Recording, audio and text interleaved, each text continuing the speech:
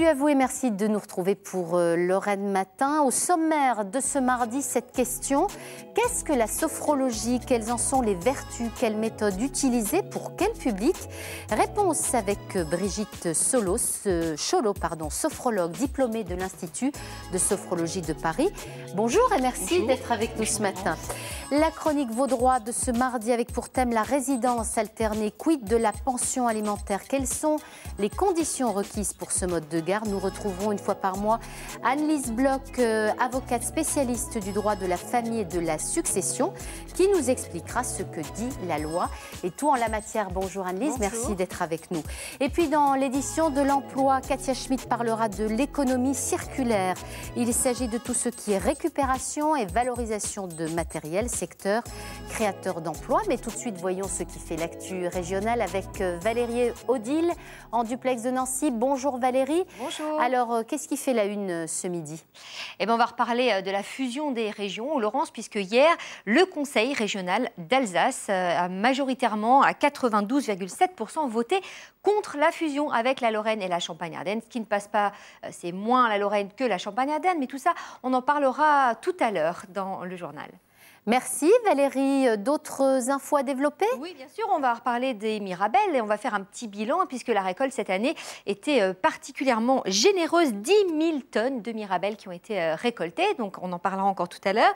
Et on parlera aussi de ces jus de fruits qu'on peut faire et qui remplacent les cocktails alcoolisés, pour parler précisément de l'opération qui se passe à la maternité de Nancy aujourd'hui, une opération qui s'appelle Buvez autrement. On aura un invité en plateau, Laurence. Et tout cela destiné aux femmes enceintes. Merci Valérie, belle matinée. On vous retrouve à midi pour le 12-13. À Metz, c'est Grégory Boileau que l'on retrouve en duplex de nos studios. Salut Greg, donc sur quoi planchez-vous aujourd'hui à Metz ? Eh bien, nous nous intéresserons à cette rencontre entre des jeunes Français et des jeunes Allemands à Peltre dans le cadre du projet Euro-Citoyen en Action. 30 lycéens venus de France et d'Allemagne donc vont échanger sur des thèmes bien précis consacrés à l'Europe, comme par exemple les droits et les devoirs des citoyens ou encore l'espace Schengen. Et puis, nous parlerons des vendanges qui ont débuté il y a quelques jours en Moselle. Nous nous rendrons sur une exploitation à la rencontre des vendangeurs où il règne toujours une excellente ambiance, bien sûr. Surtout que cette année 2014 s'annonce comme une excellente année. Voilà pour notre petite tambouille, ma chère Laurence. Merci, on vous retrouve ce soir à 19h18 pour la locale de Metz. On passe à la revue de presse avec, dans l'Est républicain, le frisson de la sécession qui souffle sur l'Alsace. Réunis hier, Valérie vous en parlait, les élus réclament un conseil d'Alsace avec plus d'argent, davantage de décentralisation. Les Alsaciens qui veulent s'aligner sur le modèle corse et d'oser cette question: pourquoi nous refuserait-on ce qu'on accorde à la Corse? À la une du Républicain lorrain, cette question: Morgane, victime d'un meurtre. Cette jeune Mosellane d'Eutun, près de Forbach, a été retrouvée abattue d'une balle de 22 longs rifles dimanche au domicile de Jean Beers, 19 ans. Le jeune homme a été mis en examen hier pour homicide volontaire et écroué à Metz, mais on ne sait toujours pas exactement ce qui s'est passé entre ces deux jeunes personnes. Et puis dans Vosges Matin, ce titre: l'apprentissage recrute jusqu'en novembre, notamment dans les secteurs suivants: boucherie, les métiers de la piscine, le BTP évidemment, on le savait, la filière agro-équipement, manque également des fleuristes à bon entendeur, et c'est ce qui résulte d'une réunion qui s'est tenue hier à Épinal. On passe à la météo.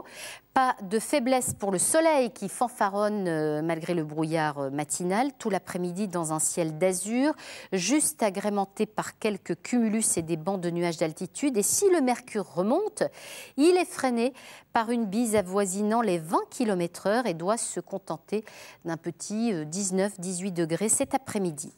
L'image du jour avec cette photo d'un plan d'eau prise par Vincent François Valerio est postée sur nos réseaux sociaux. Vous le savez, on est preneur de vos coups de cœur dans votre secteur. N'hésitez pas à nous les envoyer. Vous serez peut-être à l'antenne. Et on passe au point route. On retrouve en duplex par téléphone du Centre régional d'information et de coordination routière Jonathan Erhardt. Bonjour Jonathan. Bonjour Laurent. Rien de particulier à signaler sur les routes, ça roule plutôt bien.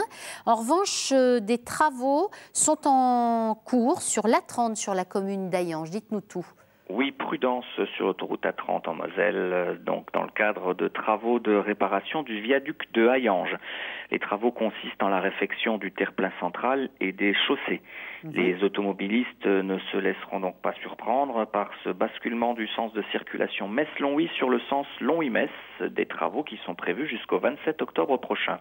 Et puis chaque jour, vous nous donnez de bons conseils à suivre sur les routes. Aujourd'hui, vous avez tenu à nous parler des accidents de la route. Comment faire pour ne pas en avoir ? Alors, plutôt comment les prévenir et comment réagir dans ces circonstances. Donc protéger, alerter, secourir. Les 3 règles d'or à appliquer. Protéger pour éviter que l'accident ne s'aggrave. Allumez vos feux de détresse. Enfilez un gilet rétro-réfléchissant. Sortez de la voiture, mettez les passagers à l'abri le plus loin possible de la chaussée. Alertez en utilisant de préférence les bornes d'appel d'urgence sur autoroute. À défaut, utilisez un portable et composez le 112. Secourir, parler aux blessés, couvrez-le. Et surtout, souvenez-vous de la règle des ne pas. Ne pas lui donner à boire, ne pas déplacer un blessé sauf danger imminent. Et enfin, ne pas ôter le casque d'un motocycliste, Laurence. Merci, c'est noté. On vous retrouve jeudi pour un prochain point route. Jonathan, merci à vous. Et nous arrivons à la deuxième partie de cette émission avec cette question ce matin. Qu'est-ce que la sophrologie ?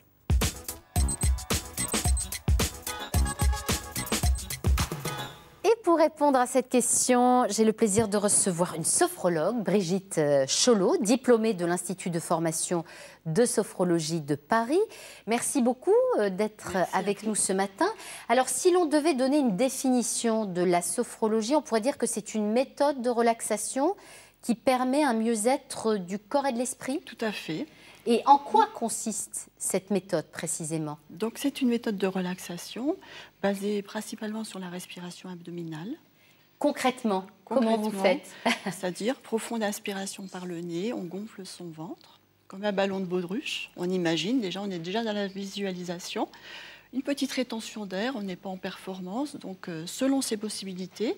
Et puis après, on souffle, on dégonfle son ventre. Puis on imagine encore une fois là, pour avoir plus longues seront vos expirations, meilleure sera votre détente. C'est-à-dire qu'on imagine souffler dans une petite paille. Et là, on a tout de suite l'expiration qui est plus longue. Ça, c'est pour la méthode de la respiration abdominale. Vous travaillez également sur la visualisation d'images positives. Oui. Ça veut dire quoi, concrètement parlant ? Alors, c'est-à-dire que majoritairement, les gens ont tendance à voir cette façon d'être plutôt négatif. Effectivement, on vit dans une société où tout va vite, où il y a beaucoup de stress. Et il s'agit de repositiver par la visualisation positive. Ouais. Donc évidemment, elle peut être Donc vous faites appel à des souvenirs que peuvent avoir la personne, soit des souvenirs passés, mais on peut se servir de la visualisation positive justement dans le cadre de la préparation mentale. Et là, on est plutôt tourné vers le futur. Alors j'ai lu que 20 minutes de relaxation équivaut à 2 heures de sommeil, c'est vrai ? Tout à fait, oui. Ah oui. Donc mais tout n'est pas axé que sur la relaxation dans la sophrologie. Alors une partie, si en fait c'est principalement ça. C'est principalement de la relaxation. Voilà. Et comment est-ce que vous procédez quand quelqu'un vient vous voir et veut faire de la sophrologie ? Ça commence tout d'abord par un entretien individuel. Voilà. Donc en quoi il consiste cet entretien ? De quels éléments vous avez besoin pour mieux connaître la personne et pour mieux appréhender la séance ? Eh bien, disons que c'est ce qu'on appelle l'anamnèse. Donc, la personne vient, prend un rendez-vous individuel, parce qu'on a toujours 2 cas de figure, où on vient en individuel, où on peut se tourner vers le groupe. Lorsque la personne a une problématique qui est très précise, elle va plutôt se tourner vers le rendez-vous individuel. Là, effectivement, le premier contact est très important. Il faut créer ce qu'on appelle cette alliance entre... un rapport de confiance. Voilà, exactement, entre le sophronisé et le sophronisant. Et puis, là, il y a une large place aussi à la parole. Voilà, la personne a envie de déposer un petit peu des mots sur ce qui... sur ce qui ne va pas, justement. Qu'est-ce qui pousse les gens à venir vous voir ? Alors, ça peut être une démarche tout à fait personnelle. Voilà, on aura regardé une émission et on a envie d'essayer voilà, de voir ce que ça peut apporter dans sa propre vie. Maintenant, ça peut être dans le cadre, alors je vous donne un exemple, dans le cadre de l'accompagnement, dans le cadre de la chimiothérapie.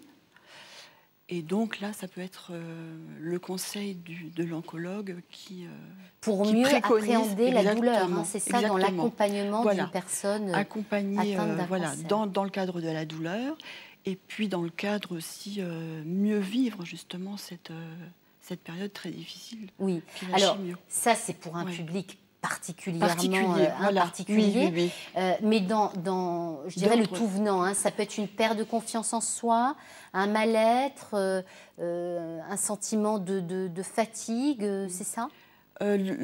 Effectivement, la fatigue a toute sa place Le stress. dans le stress, effectivement. Le stress, on dit de toute façon, le stress et toutes ses conséquences. Et les conséquences, elles sont Oui, diverses parce et variées. qu'effectivement, quand on Voilà. est en situation de stress, on peut avoir des problèmes comme des contractures Tout à fait, du ouais. dos, des Oui. problèmes de peau, Oui. de surpoids, Oui. des migraines, des palpitations. Voilà, Donc voilà. vous avez... C'est En vraiment fait, tout le monde peut Bien se sûr. retrouver un jour Bien sûr, tout à fait. faire de la Bien sûr, sophrologie. tout à fait. hein. Oui. Sachant que vous travaillez aussi auprès des seniors dans des maisons Oui, de oui, oui, retraite. oui. Et là, qu'est-ce que vous faites Qu'est-ce que vous leur apportez, par exemple?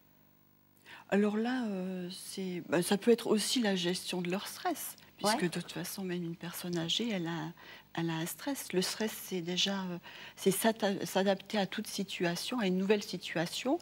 Des personnes qui entrent en maison de retraite, voilà, génèrent aussi un stress. Voilà. Les collégiens, hein, Les collégiens, qui tout à peuvent fait. aussi Oui, être amenés oui. à faire de la sophrologie. Et chose plus surprenante, les sportifs pratiquent aussi la sophrologie dans la Voilà. préparation mentale d'une épreuve et Oui. dans la récupération. Oui. D'ailleurs, vous étiez aux 24 heures du Mans Voilà. ce week-end pour accompagner des pilotes. Comment les avez-vous préparés à cette compétition du coup? Donc là, on est dans la préparation mentale, c'est-à-dire, voilà, on fait de la visualisation positive, c'est-à-dire qu'on demande, dans un premier cas, on peut se tourner vers le passé pour faire ce qu'on appelle une correction sérielle, c'est-à-dire recadrer un petit peu une situation anxiogène, l'affronter, Ouais. la dépasser, et puis ensuite, justement, faire de la projection positive, se voir Ouais. le jour J, l'événement, le jour J, et puis en ayant un petit peu plus de sérénité, en ayant déjà projeté dans sa tête et dans son cerveau le déroulement de la compétition. Alors, on a bien compris, hein, ça touche tout le monde pour Petit, différents types de problématiques. Je vous propose justement de regarder le témoignage d'Anne, dont le mal-être s'est dissipé grâce à la sophrologie.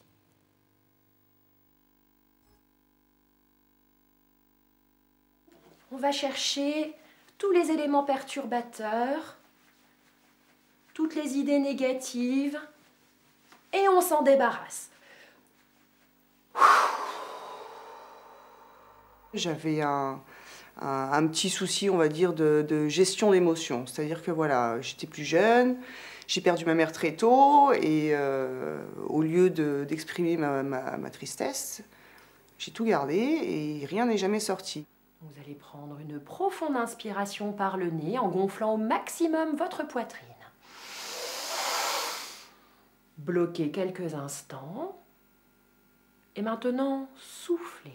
Je voulais me sentir mieux et je voulais me débarrasser des émotions négatives que j'avais accumulées pendant des années qui n'étaient jamais ressorties.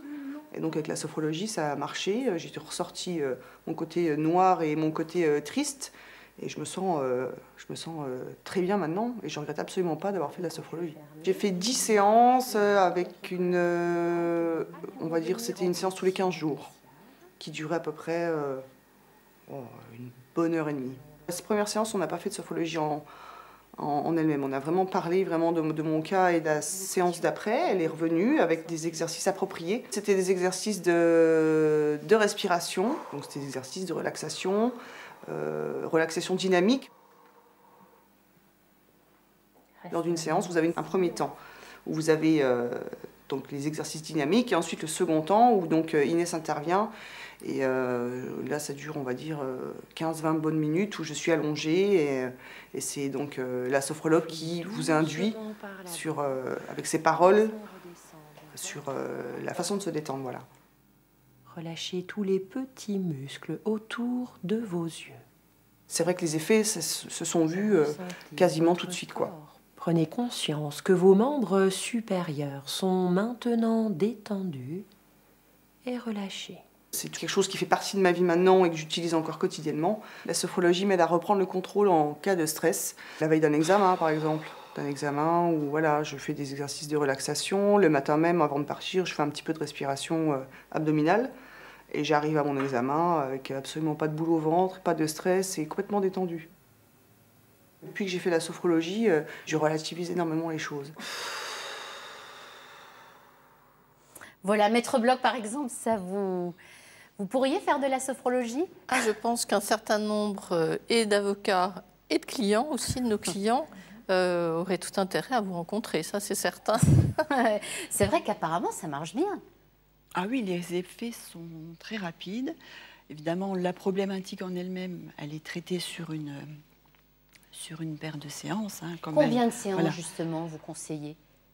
Ça dépend, c'est un peu au cas par cas, voilà, c'est finalement. un petit peu au cas par cas. Après, sur mon flyer, je mets toujours 6-7 séances. Moi, j'offre la 8e séance, voilà, pour être sûr que les gens viennent 8 fois. Oui. Après, combien ça coûte? Voilà, donc après, c'est une histoire de tarif.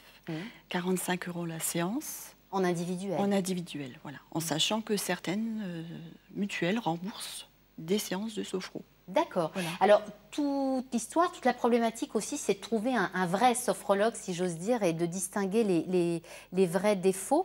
Quels sont les organismes reconnus et où est-ce qu'on peut vous trouver? Je citerai, disons, peut-être la Chambre syndicale de la sophrologie, voilà, sur lequel donc je peux vous donner le site, www. Chambre syndicale de la sophrologie, voilà, ça paraît, c'est très clair. Et puis là, effectivement, il nous est proposé tout de suite un annuaire. Donc dans chaque région. Voilà, voilà. Ça marche par région. Et ça suppose puis, Et puis voilà, ça suppose voilà, une déjà vraie formation une vraie derrière. formation, Vous êtes... une école, une formation. Alors, vous êtes justement diplômé de l'Institut de formation de sophrologie de Paris. En quoi consiste... Enfin, c'est une formation que tout le monde peut faire ou il est conseillé de suivre des études en particulier? En principe, que tout le monde peut faire. Maintenant, ça dure combien de temps? Évidemment, au préalable, il y a un entretien avec la directrice qui, elle, a le pouvoir de dire... voilà. Et c'est une formation qui dure... Une formation qui a duré 1 an, voilà. Ensuite, deux spécialisations que j'ai faites à l'issue de la formation, périnatalité et sommeil. D'accord. Voilà. Et si des jeunes... Il y a des études en la matière qui existent aujourd'hui pour devenir sophrologue aussi, si des jeunes sont intéressés, qui nous regardent? Des études... Alors le problème, c'est de pouvoir en vivre tout de suite, quoi. Oui. Voilà. Et c'est souvent, on voit souvent c'est de la reconversion. Ouais. Voilà. Dans ma classe, nous étions des instits, des infirmières. Voilà. Est-ce que tout public, toute personne en fait, mais beaucoup de reconversion. Beaucoup de reconversion. Est-ce que ça se développe? Voilà, de plus en plus. Parce que finalement, la sophrologie est une discipline assez ancienne, non? Elle date des années 60. Donc elle a été créée par Alfonso Quecedo, un Espagnol d'origine colombienne. Donc c'était un neuropsychiatre. Donc on se servait de la sophrologie, donc là dans un cadre vraiment purement clinique. Oui. Et puis au fur et à mesure des années, déjà dans les années 70, 80, il y a eu une évolution de la sophrologie. Et là, elle est devenue aussi une philosophie de vie. Oui, voilà. Et je précise qu'il est reconnu par le milieu médical. J'ai intégré d'ailleurs un pôle de santé. Voilà, je travaille en collaboration avec certains médecins ou avec... donc oui, Certains médecins ont conscience des limites de la médecine. Des vertus de la sophrologie. Exactement. Merci beaucoup Brigitte d'avoir été avec nous ce matin. Merci et pour à plus vous. d'infos, je vous renvoie au site internet qui s'affiche sur votre écran pour en savoir plus sur la sophrologie. À suivre dans un instant la chronique Vos droits ou tout savoir sur la résidence alternée. Pour nous en parler, nous recevons Anne-Lise Bloch, avocate spécialiste en droit de la famille et de la succession. Dans l'édition de l'emploi, Katia Schmitt parlera de l'économie circulaire, secteur créateur d'emplois. Et puis, Régis Gaudu viendra me retrouver pour présenter le flash à la mi-matinée. Mais tout de suite, c'est la Lorraine à découvrir autrement. Top Magnéto. Avec tout d'abord cet outil révolutionnaire, un atelier mobile de réparation de wagons. Très ingénieux, vous allez le voir. Sa vitesse de pointe n'est pas vraiment celle d'un bolide de course, 5 km/h à pleine puissance. Mais il s'agit bien d'un outil révolutionnaire. Un atelier mobile de réparation de 80 tonnes et 8 mètres de hauteur qui va se déplacer sur 350 mètres de longueur. Les wagons n'ont plus besoin d'être bougés. C'est Mobilor qui vient à eux grâce à ses 8 roues directrices. Mobilor est entièrement autonome grâce à un gros groupe électrogène qui fournit l'énergie nécessaire à son déplacement au niveau électrique et également aux prestations qu'on a besoin pour réaliser la maintenance sur les wagons. C'est-à-dire en fait compte l'électricité soit pour l'éclairage du bâtiment et l'électricité pour réaliser par exemple des prestations de soudage sur les wagons. Mobilor est implanté au Technicentre Lorraine sur la gare de triage de Voipy. Un atelier qui n'intervient que sur les wagons de fret et qui permet de réparer toutes sortes de pannes. À l'intérieur, de nombreux outils et des pièces de rechange en pagaille. C'est réellement un avantage concurrentiel parce qu'avec ça, on arrive à raccourcir les délais de traitement des wagons. On gagne minimum 24 heures pour chaque wagon. Bien sûr, gain d'argent, diminution des volumes des parcs de wagons, donc moins de parcs immobilisés. Donc c'est que du bonheur pour nos clients. D'après la SNCF, cet atelier est unique au monde. Il pourra intervenir en moyenne sur 15 wagons par jour. Ça s'est passé dimanche lors des Journées du patrimoine où un rallye de détecteurs de métaux était organisé à Fléville. Regardez. De loin, on pourrait les prendre pour des ramasseurs de champignons ou des chasseurs en battu. Ils sont là pour une autre chasse, une chasse au trésor. Armés de leurs détecteurs de métaux, les prospecteurs vont patiemment ratisser 11 hectares de prairies et labours pour trouver... Ah ben voilà, vous avez de la chance. Donc ça, c'est une petite monnaie. Petite monnaie en aluminium, hein, donc c'est 1946. Et je ne les connais pas trop bien, moi je viens de Belgique. Des pièces anciennes, des bouts de ferraille, des cochonneries et parfois des objets dont on se souvient plus. Un fer à cheval, très intéressant, et puis une petite croix. Le plus intéressant en fait. Autrement, beaucoup de ferraille. Des boutons, oui, beaucoup. On trouve beaucoup de boutons, des choses comme ça, des boucles de ceinture. Des aventuriers à la recherche des traces du passé. Ce dimanche, ils ont nettoyé les champs, déterré des jetons dispersés par les organisateurs sans jamais se prendre pour des archéologues. Souvent, on est considéré comme des pilleurs, alors que c'est entièrement faux. Vous avez pu voir les trous qui sont faits dans ces champs ne vont pas au-delà d'une vingtaine de centimètres. Or, quand un archéologue découvre un site, il va décaper le champ pour arriver jusqu'aux strates archéologiques qui, elles, se trouvent à 40, 50, voire 1 mètre de profondeur. Donc c'est un faux débat. Pourtant, beaucoup espèrent trouver un jour un vrai trésor, mais pas pour le garder. Il vaut mieux que ça soit mis dans un musée avec mon nom derrière. Moi, c'est le genre de truc qui serait vraiment... ce serait le top, quoi. Ce serait un de mes rêves, quoi. Mais bon. Découverte à présent d'un artiste messin, son nom de scène Chapelier Fou, alias Louis Varinsky. Il va bientôt sortir un nouvel album et il enregistre actuellement un clip à Metz. Le décor a plutôt fière allure, la grande salle de l'Arsenal de Metz. Au centre, 2 adversaires s'affrontent autour d'un jeu imaginaire baptisé Delta. Une rencontre arbitrée par Chapelier Fou. L'artiste enregistre actuellement le tournage du clip La guerre des nombres, un exercice qu'il maîtrise finalement assez peu. C'est la première fois que je suis là, que je suis un peu en scène. Bon, j'ai un rôle assez neutre, puisque je suis l'arbitre. Et c'est rigolo pour moi de faire partie de... Et puis aussi qu'on me dise aussi quoi faire. Ça me fait comme j'ai l'habitude de bosser seul, etc., c'est un plaisir d'être un peu comme un pantin.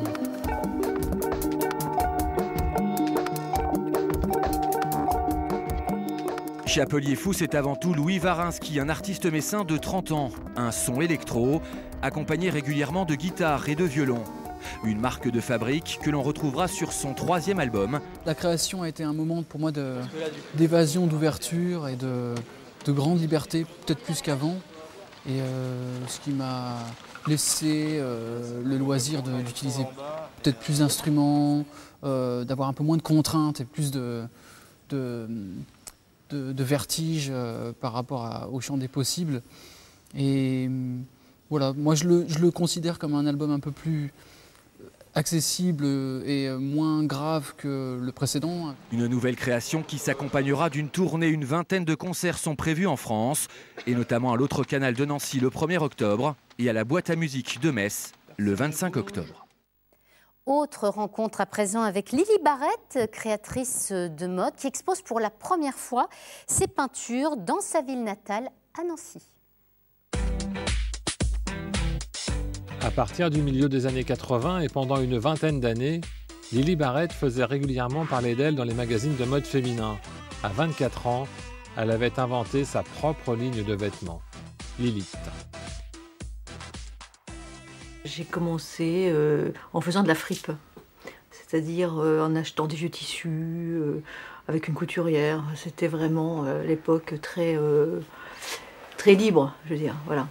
Donc j'ai commencé comme ça et ensuite j'ai créé ma propre marque. Et puis j'ai fait ça pendant à peu près une vingtaine d'années. C'était des vêtements très, disons, décontractés et avec une espèce de côté jour et nuit, c'est-à-dire que la femme pouvait bouger du matin au soir. Enfin, c'était l'esprit de la marque au départ. J'ai toujours peint un petit peu parallèlement, disons, un peu comme un hobby. Et puis, disons que là, j'ai vraiment travaillé la peinture depuis à peu près 8 ans. Voilà. Ces toiles n'étaient jamais sorties de son atelier. Son jardin secret, en quelque sorte, discrète, timide, Lily Barrett vient de franchir un grand pas. Une première expo à Nancy. Il y a un moment où on ne peut plus garder tout ça chez soi, quoi. Je veux dire, c'est plus possible, on est envahi, on ne sait plus, enfin bon. Et je pense que le fait de faire une exposition vous permet un petit peu de vous situer.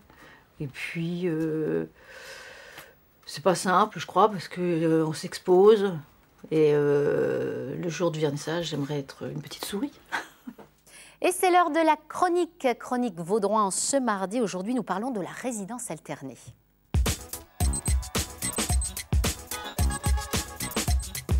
Et c'est Anne-Lise Bloch, avocate spécialiste en droit de la famille et de la succession, qui sera avec nous une fois par mois pour nous éclairer sur nos droits quant à tout ce qui touche à la famille. Alors ce matin, la résidence alternée, sujet souvent à débat. Quels sont les critères pour l'obtenir ? En fait, le critère principal, c'est l'intérêt de l'enfant. On va abandonner, même s'il est très fort, le ressenti des parents l'un vis-à-vis de l'autre quand la séparation ne se passe pas bien. On va aussi gommer, oublier la sensation de manque du parent qui voit l'enfant chez l'autre parent. C'est-à-dire, cela dit, la condition sine qua non quand même, c'est d'habiter, que les parents habitent pas très loin les uns des autres. Après, effectivement, avoir vu si l'enfant était mieux en résidence alternée qu'en résidence attribuée à l'un, on va vérifier si les conditions matérielles existent. Première condition matérielle, effectivement, c'est que les domiciles des parents soient proches, de telle sorte que l'enfant ne soit pas brinque-ballé, il puisse sans difficulté et sans fatigue, c'est ce qui est indiqué dans les différentes décisions, sans fatigue, aller dans la même école ou la même garderie. Voilà. Pratiquer les mêmes activités sportives. Sans fatigue. Il ne faut pas qu'il y ait des déplacements trop longs. Oui, ça c'est clair. Est-ce qu'on doit payer une pension alimentaire quand l'enfant est en résidence alternée ? Alors, on ne doit pas. C'est une des modalités qui peuvent exister. Dans un cas unique, c'est quand il y a une disparité de revenus entre, par exemple, le père et la mère. Souvent, c'est au détriment de la femme qui gagnera moins. Le mari, ex-mari, père de l'enfant va gagner beaucoup plus et on va rééquilibrer les choses de telle sorte qu'il y ait une contribution égale de chaque parent vis-à-vis de l'enfant. Alors, Maître Bloch, un amendement prévoit de faire de la résidence alternée un principe. Qu'est-ce que ça voudrait dire juridiquement parlant? Ça deviendra obligatoire? Écoutez, je souris parce que c'est le énième amendement, ça va dans tous les sens. Cet amendement, de toute manière, a été voté au Sénat l'an dernier et ne sera revoté par l'Assemblée nationale, si tout va bien, en avril 2015. Donc déjà, il ne faut vraiment pas s'emballer sur le sujet. En 2011, il y a eu 2 amendements contradictoires qui n'ont jamais passé, ils n'ont jamais été revotés. À mon avis, c'est totalement utopique. C'est privilégier justement l'intérêt des parents qui seront satisfaits au détriment de l'enfant. Chaque cas est un cas particulier. Le magistrat a toute possibilité de statuer avec intelligence et finesse au vu du dossier qui lui est soumis et ériger ça en condition... En principe. Enfin, à mon avis, c'est tout à fait stupide. Je doute que ça passe parce que la plupart des psychiatres aussi sont réservés sur l'avantage d'une résidence alternée pour les enfants petits. Dernière question, la condition sine qua non pour une résidence alternée, c'est qu'il y ait une entente parfaite des parents. C'est quand même pas souvent le cas. Enfin, disons parfaite, non, parce que si on se sépare, c'est qu'on ne s'entend plus parfaitement, mais au moins l'intelligence de rapports normaux à l'égard de l'enfant. Effectivement, un minimum de dialogue. Sinon, qui est-ce qui va être perturbé? Ce n'est pas les parents, c'est l'enfant qui va se rendre très vite compte qu'il est l'enjeu de discussion et d'affrontement. Et il ne doit pas être pris à partie dans tout cela, absolument, évidemment. Il doit être épargné. Et la jurisprudence vise précisément l'entendre. Merci beaucoup, Maître Bloch, d'avoir été avec nous ce matin sur un sujet qui mériterait évidemment, on l'a bien compris, beaucoup plus de temps. On a bien compris que chaque cas est effectivement bien particulier. Lorraine Matin se poursuit et c'est l'édition de l'emploi.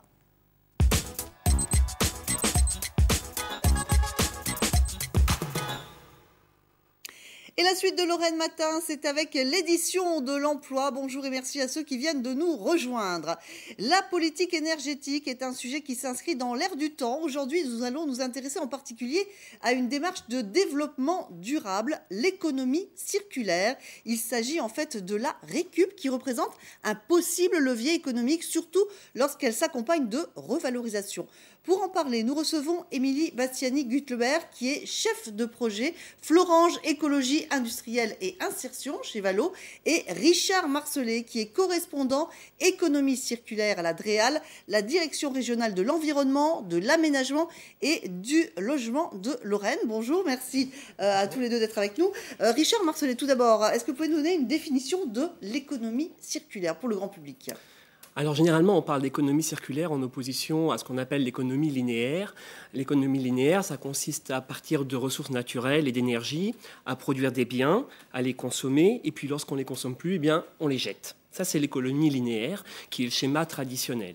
L'économie circulaire, elle répond à 2 enjeux principaux qui sont que les ressources naturelles sont limitées, et puis on produit énormément de déchets qui coûtent cher et qui ont un impact néfaste sur l'environnement.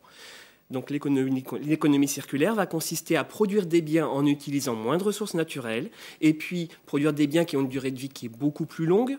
On pense notamment à tout ce qui est récupération, réparation, recyclage. C'est ce qu'on appelle le cycle de vie des produits. Et puis ensuite, on travaille également sur l'aspect déchets, où on vise à réutiliser les produits, les réparer, et puis stocker un minimum de déchets dans notre environnement. Alors, c'est une démarche qui est quand même assez récente, en tout cas chez nous, en Lorraine, un mot là-dessus. Oui. C'est à l'échelle de la planète, même c'est une démarche assez récente. Le concept, c'est, on va dire, les années 90-2000, et puis c'est vraiment entré en application à partir des années 2000, de manière concrète. Bien sûr, il y a des acteurs qui sont très précurseurs et qui sont engagés dans ces démarches bien un peu avant. Mais on va dire que la plupart des démarches sont initiées après les années 2000. Quels sont rapidement les acteurs de cette économie ? Alors les acteurs principaux, bien sûr, ce sont les entreprises. C'est là que se crée toute l'innovation pour justement consommer moins de ressources, profiter des déchets valorisés. Les associations, bien entendu. On verra des exemples d'associations d'insertion. Et puis, bien sûr, toutes les collectivités qui accompagnent ces acteurs-là. Les services de l'État, bien entendu, la DREAL, l'ADEME, le Conseil régional aussi comme collectivité importante. Alors, Émilie Bastiani, vous faites, vous, partie justement de ces acteurs locaux ? Oui, alors donc actuellement, nous sommes en train de mettre en place une démarche d'écologie industrielle au niveau du territoire de la communauté d'agglo du Val de Fensch et du bassin de Thionville, où là, la démarche est la suivante. On sollicite les acteurs économiques locaux, à savoir des entreprises classiques, également les collectivités territoriales et les entreprises d'insertion, les acteurs de l'économie sociale et solidaire. Donc pour cela, on met en place un diagnostic où on part des déchets. À partir de l'évaluation et de la caractérisation de ces différents déchets, on essaye de mettre en place des circuits logistiques derrière tout ça pour aller vers de l'emploi durable pour des personnes en insertion. Justement, on va y revenir. On va voir l'exemple de deux auto-entrepreneurs de Messin, près de Nancy, qui ont imaginé recycler du vieux mobilier industriel local pour le transformer en objet design relooké. Ils repartent ensuite dans le circuit pour arriver dans la maison de clients. Malika Boudiba et Éric Bertrand ont rencontré ces deux auto-entrepreneurs qui ne manquent pas d'idées pour redonner un second souffle aux objets.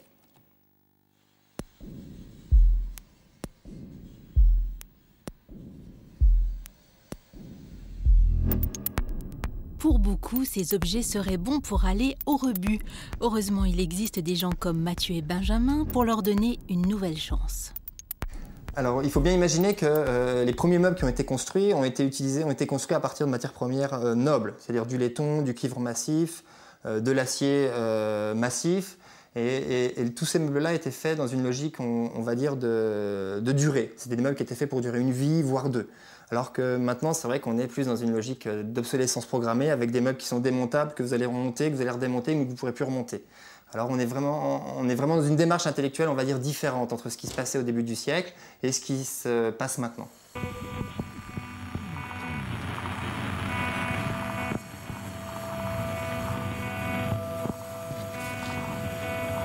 J'ai toujours aimé rafistoler, bricoler.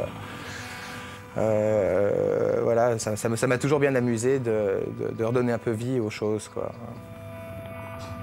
Récupérer les objets et les nettoyer ne leur suffit pas. Ils s'amusent aussi à les détourner. Un petit plus qui fait la différence. C'est un ancien vestiaire d'usine à verticale que nous on va basculer sur le côté, on va basculer sur la transversale. De manière à en faire un meuble qui va être beaucoup plus adapté pour la maison, qui serait un bahut télé ou un vaisselier ou un bahut de rangement. Le meuble, on va le décaper intégralement, extérieur et intérieur, de manière à avoir comme ça un rendu très propre, une finition assez poussée. Moi personnellement, j'aime pas trop acheter les choses, j'aime bien toujours les récupérer. Déjà, j'ai l'impression qu'on retrouve les choses anciennes sont quand même plus solides que ce qu'on peut retrouver maintenant. Et en plus de ça, c'est vrai que d'un point de vue écologique, c'est quand même plus sympa. On appartient à l'économie circulaire. Bien souvent, c'est vrai que nous, on va aller récupérer des pièces qui sont vouées à la destruction, des objets qu'on va chercher dans des ferrailles ou que des particuliers ont oubliés ou ont laissé pourrir dans leur cave ou dans leur jardin, dont ils veulent se débarrasser. On retrouve beaucoup de pièces sur la vallée de la Fensch ou sur Strasbourg ou tout ce qui est Alsace-Lorraine. C'est très riche, donc vraiment du local, quoi. On n'est pas, je dis souvent qu'aucune de nos pièces n'a jamais pris le bateau. Cela fait à peine 3 ans qu'ils ont créé leur propre activité en auto-entreprise, en apprenant sur le tas. Aujourd'hui, ils sont documentés et ont l'œil avisé. Voilà, on vient de voir ce bel exemple. Vous en avez d'autres, hein, Monsieur Marcelet. Certains sont très étonnants d'ailleurs. Oh oui, on peut faire des choses étonnantes avec des pneus, bien entendu. On peut les réchapper pour les réutiliser.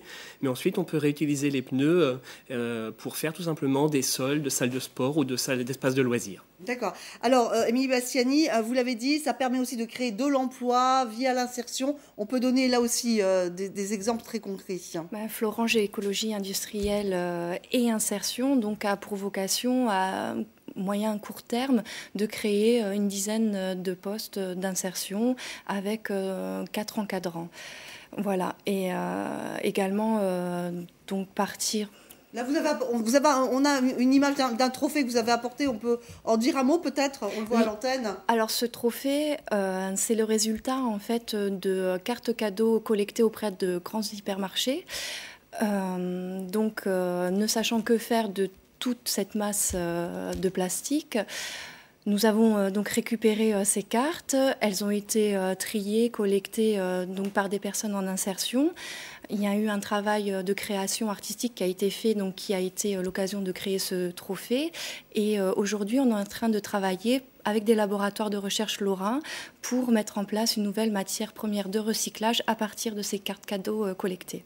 Très bien. Eh bien, merci beaucoup à tous les deux de nous avoir apporté vos éclairages respectifs et qui se complètent d'ailleurs très bien. Merci beaucoup. Place à présent à nos offres d'emploi avec Francis Claus du Pôle emploi Lorraine qui est avec nous par téléphone.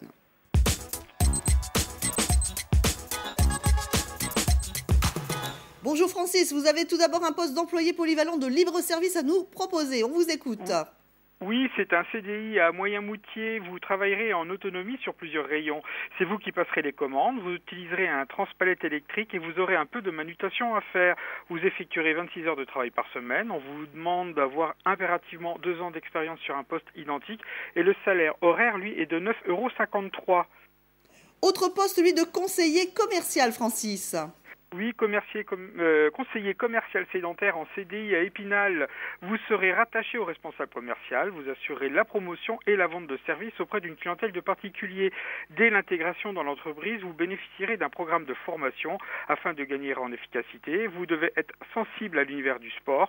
Vous accueillerez, conseillerez et fidéliserez notre clientèle. On vous demande d'être titulaire d'un bac+2 en commerce et d'avoir au moins 1 an d'expérience sur un poste similaire. Le salaire de départ est de 9,53 € de l'heure, plus des primes et de l'intéressement. Merci beaucoup Francis pour toutes ces précisions. Si vous êtes intéressé par ces postes, vous pouvez faire acte de candidature sur le www.pôle-emploi.fr. Et justement, pour ceux qui sont à la recherche d'un emploi ou d'un stage, il y a un rendez-vous à ne pas manquer. C'est vendredi qu'aura lieu à Luxembourg un grand salon du recrutement, événement officiel de l'université. Pour en savoir plus, nous recevons Gilles Risser, qui est directeur général de Movijob. Bonjour, merci d'être avec nous. Bonjour. Alors, ce salon se tiendra au nouveau centre des congrès du Kirchberg. Donc, à qui est-il dédié exactement ? Alors, ce salon est dédié à un triptyque de candidats. Les premiers sont les étudiants qui cherchent un stage. Deuxième sont les jeunes diplômés qui sont arrivés cet été sur le marché du travail. Et le troisième, c'est pour les jeunes actifs qui ont jusqu'à 3-4 années d'expérience et qui recherchent un nouveau job au Luxembourg. D'accord. Alors, combien d'employeurs seront présents et d'où viennent-ils là ? Vous allez balayer, rayonner assez large. Alors, les employeurs viennent du Luxembourg à 100%. On retrouvera entre 81 et 90 exposants qui seront présents sur l'événement, avec une vraie prime aux entreprises issues des services financiers, bancaires, juridiques, mais aussi de la grande distribution, mais aussi de l'industrie, mais aussi de l'environnement. Donc on a voulu vraiment proposer aux candidats qui vont nous rejoindre une palette très vaste en matière de secteur industriels ou de services. D'accord. Et combien d'offres seront proposées donc à ces personnes ? Si on inclut les offres de stage et les CDI, les missions qui vont être proposées sur ce salon, on tourne autour de 1500 offres d'emploi disponibles le 26 septembre à Luxcongrès. D'accord. Un mot aussi, puisqu'il y aura des conférences, des ateliers, on peut en savoir un petit peu plus ? Bien sûr, on va déjà commencer l'inauguration de ce salon par une grande conférence avec le ministre de l'Emploi du Luxembourg, avec des grands DRH d'entreprises comme SES, comme Pricewaterhouse, etc., sur l'état de l'emploi au Luxembourg et notamment pour les jeunes. Et on aura tout au long de la journée des conférences animées par les entreprises, soit finalement des conférences sectorielles qui lèveront le voile sur des secteurs comme travailler dans la finance, travailler dans le juridique au Luxembourg, ou alors des présentations d'entreprises qui viendront présenter leur offre, leur parcours, leur intégration, de façon à ce que les candidats soient aussi plus au fait de la pratique, à la fois du recrutement et de ce qui se passe après pour les candidats. D'accord, alors il faut le préciser, c'est important, l'entrée est gratuite, mais sur invitation, on peut s'inscrire, on va d'ailleurs donner tout de suite l'adresse, on peut s'inscrire jusqu'à la dernière seconde, quasi. On peut s'inscrire jusqu'à la veille, sans problème. D'accord. Autre Movijob Tour, puisqu'il passera aussi par notre région, le 3 octobre aux Arènes de Metz, le 17 octobre au nouveau centre des congrès privé de Nancy. Là aussi, vous pouvez nous dire un petit peu quel est le programme ? Le programme, on est ravis de déjà fêter les 7 ans du Movijob Tour en Lorraine, à Metz et à Nancy. Sur les 2 villes, à peu près une 50aine d'entreprises, grande distribution, banque, finance, assurance, informatique, industrie. C'est le salon de l'emploi local pour les entreprises locales et pour des candidats locaux 9h30, 17h, grande journée dédiée à l'emploi, là aussi des conférences, et surtout l'intérêt pour les candidats de rencontrer directement des recruteurs. Bien sûr. Merci beaucoup d'être venu, Géry Serre, sur notre plateau pour nous faire part de ces événements. Merci beaucoup. Merci à vous tous d'avoir suivi. Bien sûr, Lorraine Matin continue, notamment avec le Flash Info. Belle journée à tous.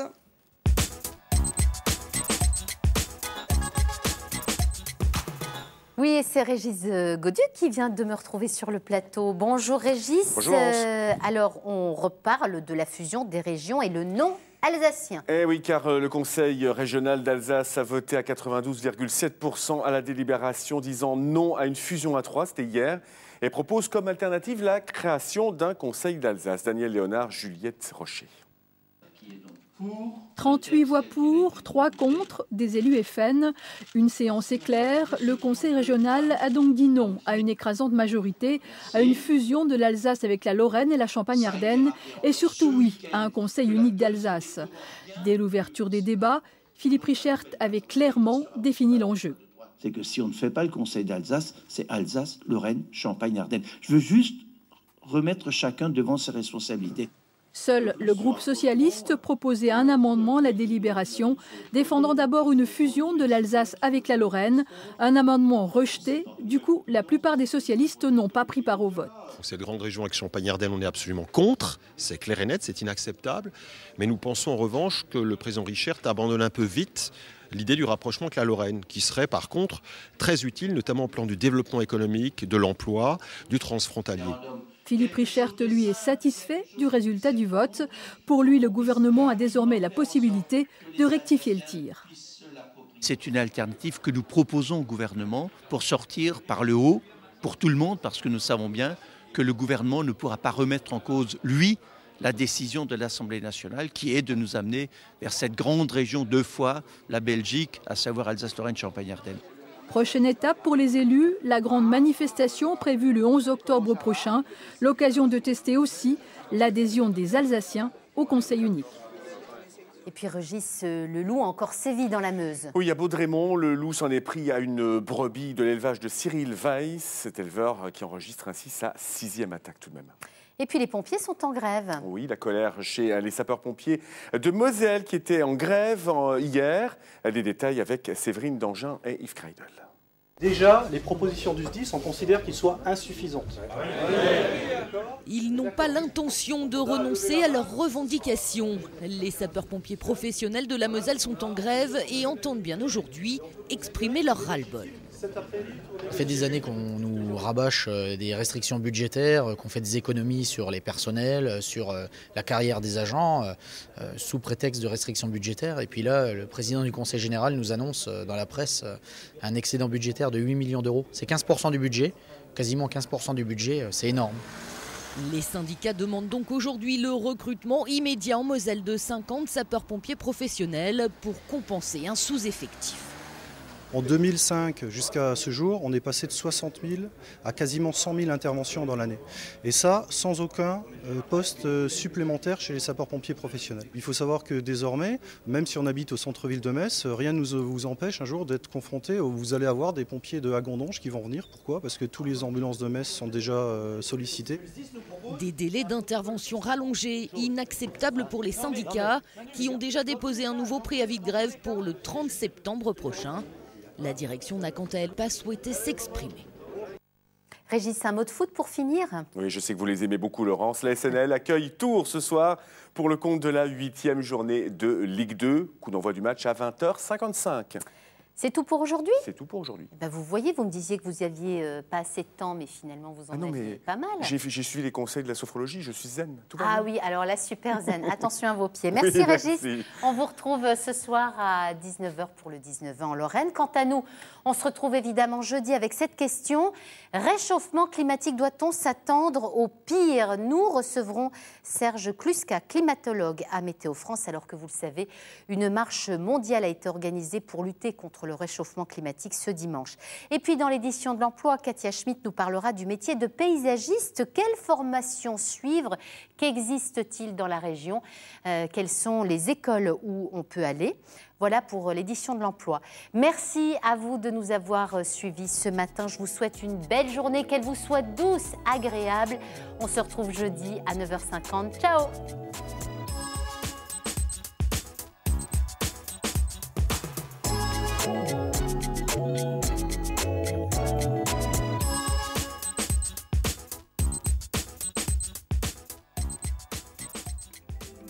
Pour en savoir plus ou revoir Lorraine Matin, rendez-vous sur lorraine.france3.fr.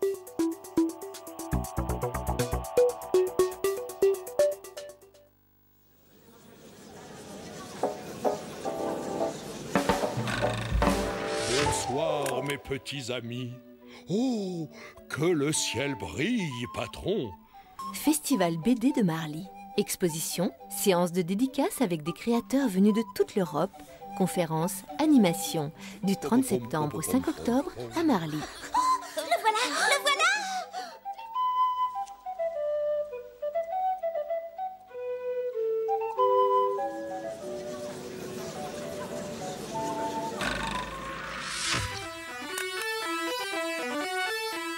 Nancy Jazz Pulsation, une édition chamarrée avec entre autres Grégory Porter et son univers jazz mêlé de soul et de gospel. Une voix de baryton d'exception pour des textes pleins d'émotions. Du 8 au 18 octobre, salle Poirel à Nancy.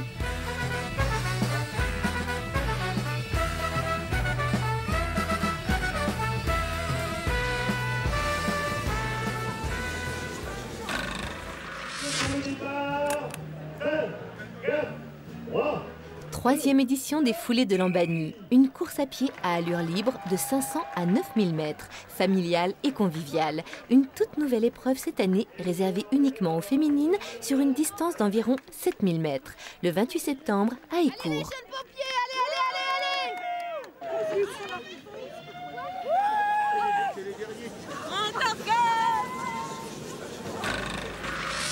Et pour sortir encore, les Viriettes de l'Espoir, une journée nationale de mobilisation contre la mucoviscidose. Faites du sport et donnez votre souffle à ceux qui en manquent le 28 septembre dans différentes villes de Lorraine. Pour plus d'informations, www.vaincrelamuco.org. Des plumes dans l'oreille, une fable musicale et visuelle à partir de 6 ans, les 16 et 17 octobre, Théâtre Gérard Philippe à Frouard. Pluie, hop, soleil. La météo vous est présentée par Hop. Hop, faire un saut d'une région à l'autre.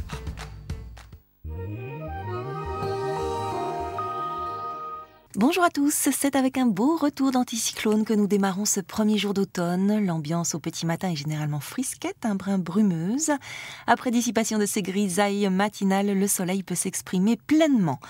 Le ressenti est cependant un peu juste côté Mercure, avec une sensation de fraîcheur accentuée par la bise du nord-est. 16 degrés sont prévus cet après-midi à Sarreguemines et Saint-Dié, 18 degrés à Verdun et Épinal, 19 degrés à Nancy. Très belle journée à toutes et à tous et bonne fête au Constant.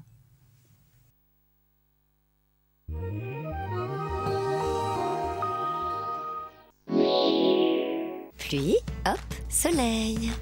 La météo vous est présentée par Hop. Hop, faire un saut d'une région à l'autre. Hop, hop, faire un saut d'une région à l'autre. Bah nous on est en place à regarder à Marignane. La Provence un peu Côte d'Azur, on est bien, la région est formidable. Les Bouches-du-Rhône, Marignane comme si vous y étiez, les experts sont là. Les Marignanais aussi. Ça se rate pas, c'est Midi en France, c'est tout de suite sur France 3. Vous restez avec nous. Des racines et des ailes à Carcassonne, je vous emmène au pied des Pyrénées dans cette magnifique cité médiévale sauvée de la ruine au XIXe siècle grâce à l'architecte Viollet-le-Duc. Il veut redécouvrir le Moyen-Âge. Puis nous irons à Pompéi et Venise, deux sites en grand danger. Surfréquentation touristique dans la cité des Doges, fresques abîmées par manque d'entretien à Pompéi. Des mesures d'urgence sont prises pour sauvegarder ces deux joyaux. Enfin, direction les États-Unis, les Américains pionniers dans la protection de la nature. Nous verrons comment les parcs nationaux du Grand Canyon à Yellowstone sont devenus des modèles à suivre. Des racines et des ailes à Carcassonne, présenté par Carole Gessler, demain à 20h45 sur France 3. Retrouvez Des racines et des ailes sur France 3 avec Réunica, Mutuelle, Épargne, Retraite. Mais qu'est-ce que tu fais, Louis? Comme tu le vois, Bernard, je répare ma boîte aux lettres Silex. Ça fait 3 mois qu'elle est cassée et personne n'est venu la réparer. Mais enfin, Louis, est-ce que tu as au moins essayé d'appeler l'installateur des boîtes?